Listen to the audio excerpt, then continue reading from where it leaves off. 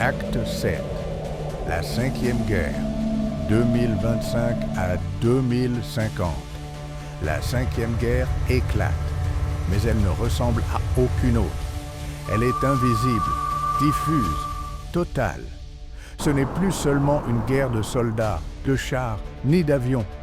C'est une guerre hybride, un cancer mondial aux métastases multiples, numériques, biologiques, psychologiques, climatiques. Les cyberattaques neutralisent les hôpitaux, les banques, les aéroports.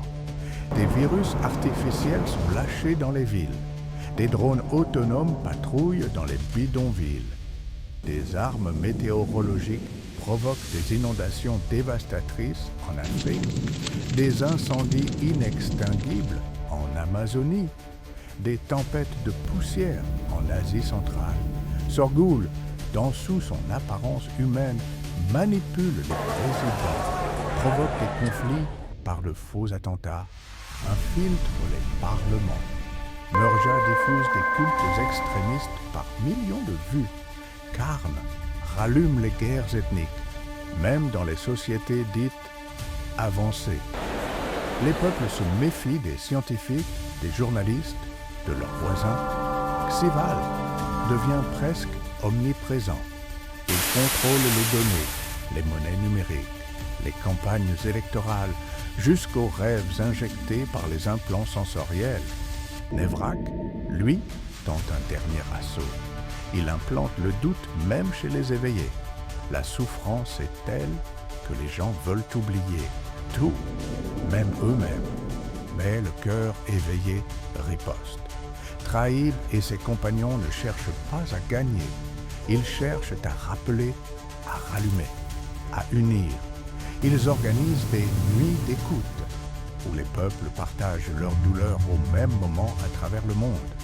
Des soldats refusent de tirer. Des robots désobéissent à leur programme. Des peuples ennemis dansent ensemble sous les bombes. Dans une ville anéantie du Proche-Orient, un enfant palestinien sauve un bébé israélien. À New York, des millionnaires renoncent à leur fortune pour financer des écoles libres.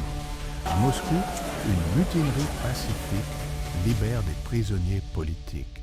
À Bangui, un aveugle guide des centaines de personnes hors des ruines. Chaque acte allume une étincelle. Ces étincelles deviennent vibrations de lumière.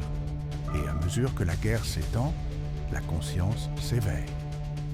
Un jour, au zénith du chaos, le portail du néant s'ouvre au-dessus d'un désert dévasté.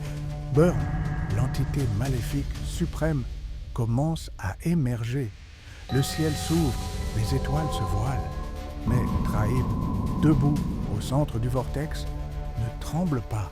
Il sait ce qu'il doit faire et il sait que l'ultime combat ne sera pas de feu, mais de mémoire collective.